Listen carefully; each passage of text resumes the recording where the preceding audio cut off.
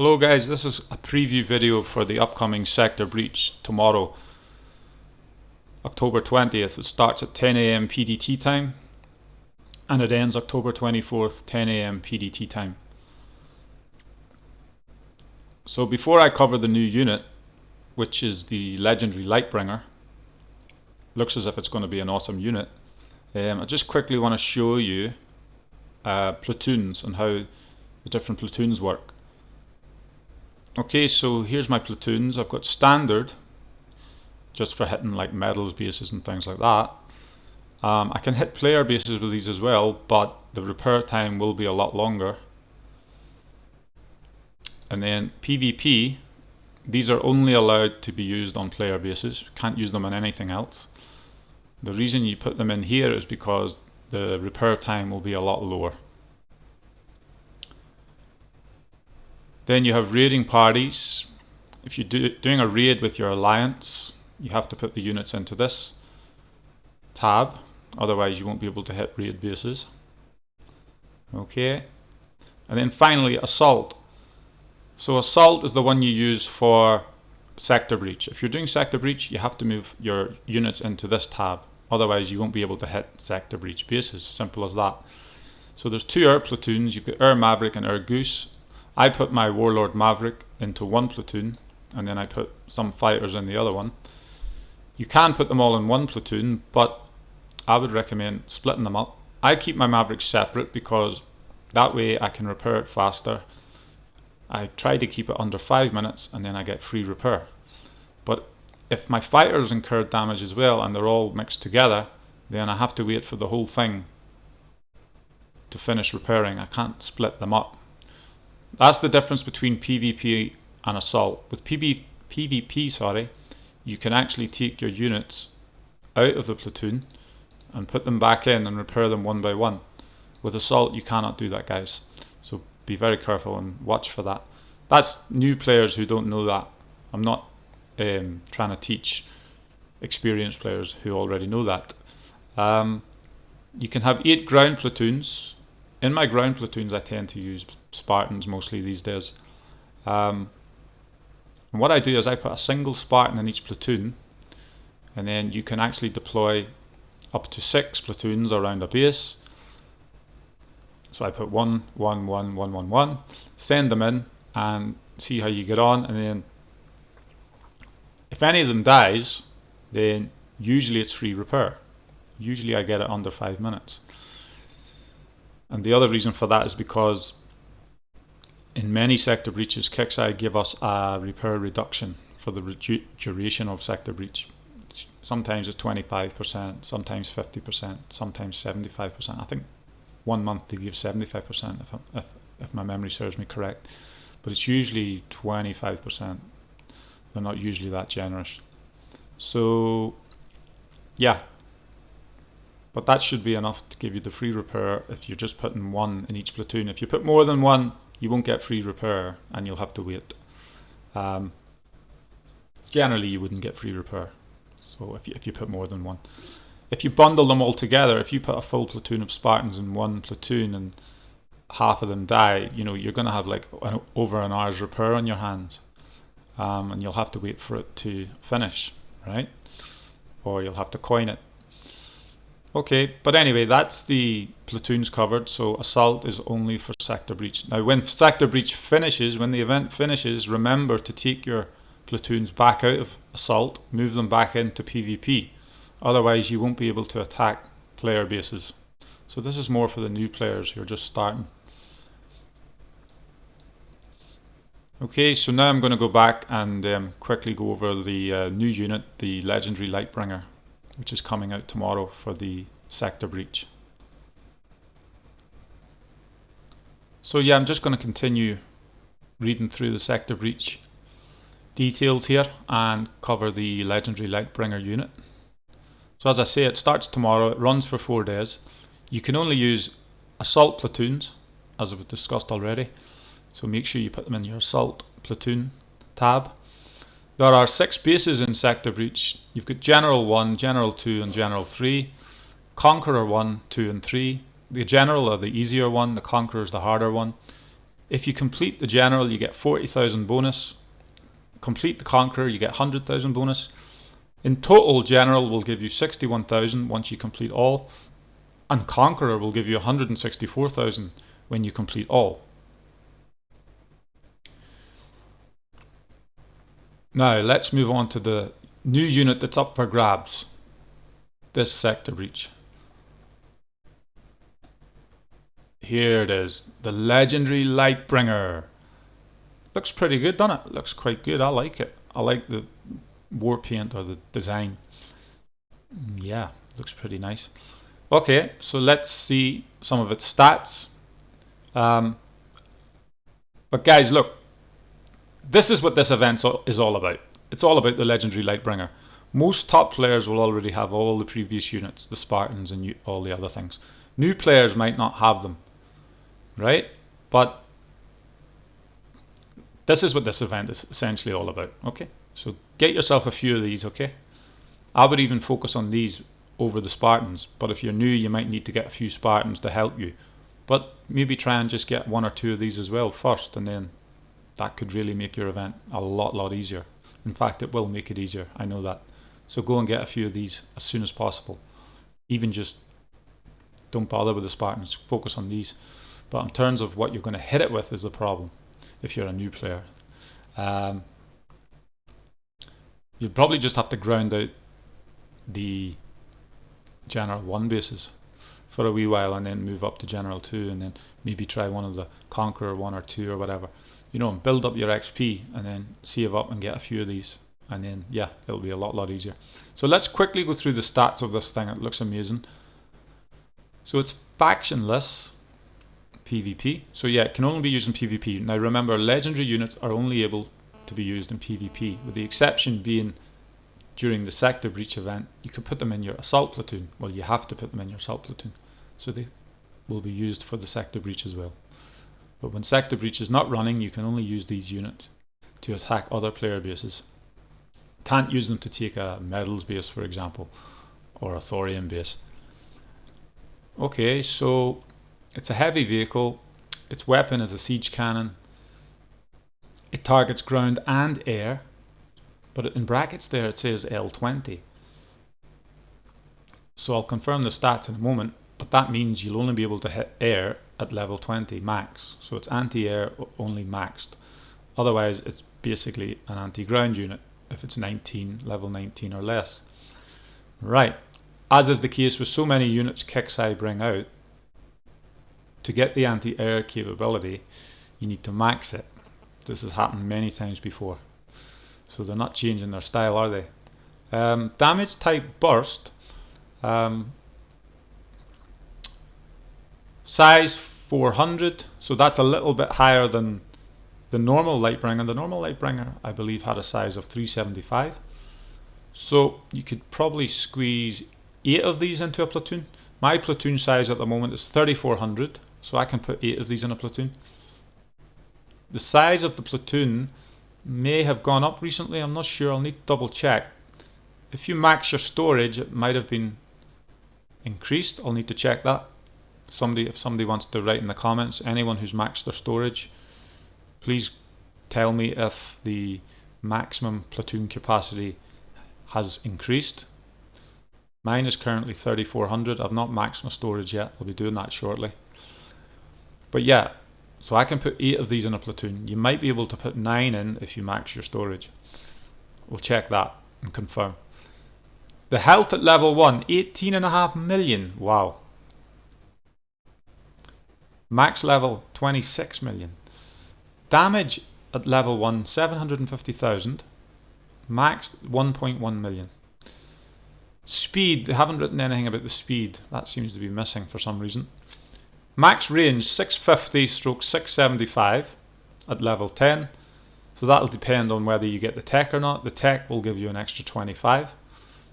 And then at level 20, it'll be 700. Again, you have to get the techs. So you'll get, or sorry, the talent. The talent will determine that, sorry, not the tech. So the talent will give you an extra 25 range at level 10. And then at level 20, it'll give you another 25 range. So a total of 50. So it brings it up to 700. So the talent at level 1, just to unlock these things, once you unlock them, you automatically get a talent, a starting talent.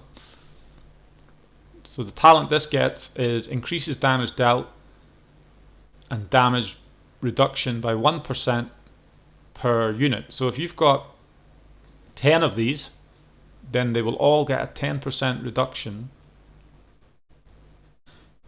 in damage dealt to them if you're using 10 in one go. Okay, slow immunity, so that means it's immune to slow, which is things like the cryo cannon and any other attacking unit or building that causes units to slow down.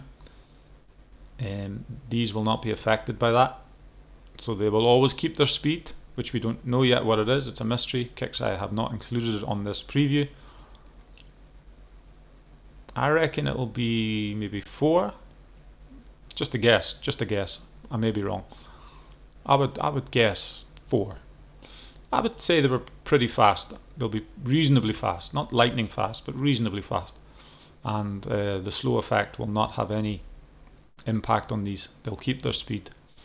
So projectiles deal double damage against buildings. So that's handy. And attacks apply what's called the busted status. Now the busted status, if you're new to the game, you don't know what that is very useful. That means if the building has last stand defenders, so for example your academy, tech center, so if your opponent has say 4 Spartans under his academy as his last stand defenders, then when you kill the academy, the Spartans will pop out and hit your units. However, if you use these, if you attack it with a Lightbringer, then they apply the busted status. So when you kill the academy with your Lightbringer, then those Spartans will not come out. So it makes a huge difference, guys, huge difference. So I'm going to mix these up. I'm going to mix these with Spartans. I'm not going to use Spartans on their own. I wouldn't recommend doing that either. I'm not going to use Lightbringers on their own. So if you're attacking another guy's base, mix them up is my advice. But when you're hitting their academy or their tech center, anything with a last stand defender in it, make sure it's best to use your Lightbringer, because then they won't produce any last stand defenders because they apply the busted status. If I'm wrong on any of that, please correct me in the comments. Okay, level 10 talent. It reduces damage taken by 10,000 and increases range by 25. So there you go, there's your range boost. But the thing I really want to touch on here is the reduction in damage. 10,000, right. These level 10 Lightbringers, guys, they're going to be beasts, right? Because what will happen is that damage reduction, flat reduction of 10,000 will make a massive, massive difference, right? You'll notice that once things start attacking you, or once you're doing the sector breach bases, that makes a huge difference. Without that, they die much easier. It does. You'll see it when you use it. Okay, so get them to level 10 ASAP is my advice. Don't have to max them. Get them to 10, and then enjoy them for a while, and then you can max them later on. Don't rush to maxing them. However, I'm not saying don't max them. Max them when you can, because maxing them gives you a level 20 talent, which increases range by 25 again, so you get another 25 range. Wow. Unlocks hidden sentinel technology to modify primary weapon discharge. Not quite sure what that means. We will soon find out. But the thing I want to touch on here mostly is this adds flak AA weapon that targets air. So AA stands for anti-air. So there we go. There's the anti-air capability, but you only get it level 20 max. Okay? So the only reason really to get them to 20, for me personally, I would only max these things purely just to get the anti-air, really. That's really all. Okay, you do get a bit of range and it unlocks some hidden technology. God knows what that is, but it's the anti-air, guys. That's the real benefit for me. Don't know about you. But yeah, let's read the description. A platoon of legendary Lightbringers at your doorstep. So imagine you're a player and an enemy is turned up at your base with a platoon of these. So a platoon of these at your doorstep means you've pissed off somebody powerful. Yeah, no doubt. A potent piece of siegecraft. Enemies in its path will certainly be seeing the light at the end of the tunnel. Good. Anyway, PvP platoon only. We've already covered that, with the exception being you can use them for sector breach if you put them in your assault platoon. So let's quickly go over the techs. You've got bronze, silver and gold. Bronze tech is called Wartime Chassis. Its effects are reduces damage from mines by 75% and reduces all damage taken by 10%. Silver Defensive Systems Array reduces all damage taken by 15%. First, notice the word first, then reduces all damage taken by 10,000. I'm not quite sure what that means, but what I think it means is that when your health reaches a certain percentage, say 50%, my guess is 50%, then the damage reduction changes from 15% to a flat damage of 10,000. So when the unit is new, fully repaired, and you deploy it, it will start having a damage reduction of 15%. But then once it reaches a certain health, which I'm guessing will be 50%, it usually is, I may be wrong, then the damage reduction will change. It won't be 15% anymore, it'll be a flat damage of 10,000. What the percentage of health is when it changes over, I do not know. We will soon find out. I'm guessing 50%. And finally, the gold tech, Devastating Munitions. Effects increases damage done by 25% and reload speed by 50%. Pretty self-explanatory, nothing exciting there. Yeah, just a damage boost really, nothing much there. I mean, the reload speed is just really only to affect the damage really. Just means you kill things faster. So yeah, get all three techs basically. Every little helps, as they say. So Sector Breach awards legendary assault units that are incredibly powerful units that can only be deployed in PvP and assault.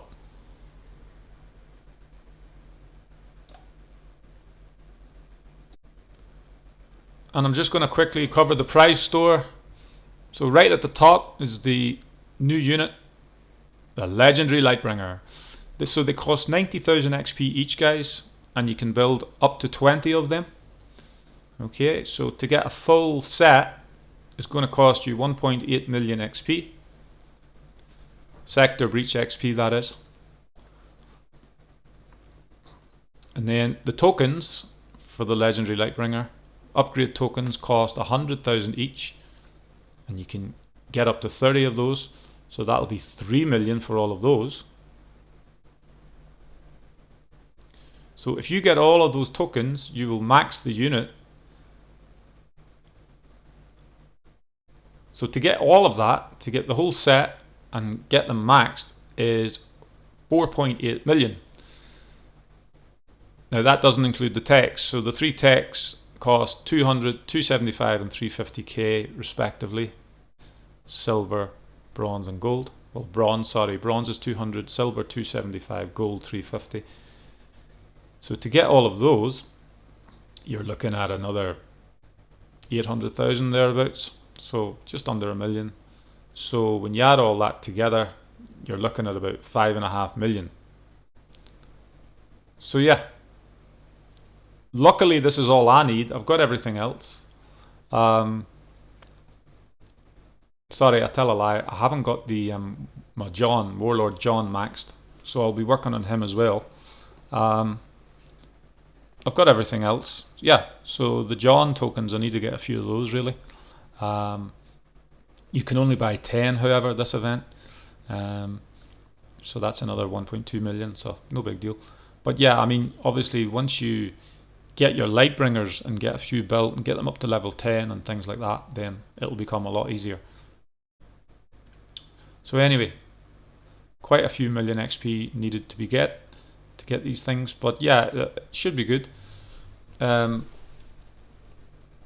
Looking forward to it, and I think they're going to be very, very powerful in PvP. They're going to be game changers, I think. That's about it, guys. Yeah, so I hope you enjoy the event. Thanks for watching the video. Please like and subscribe and share, and I'll see you on the next video.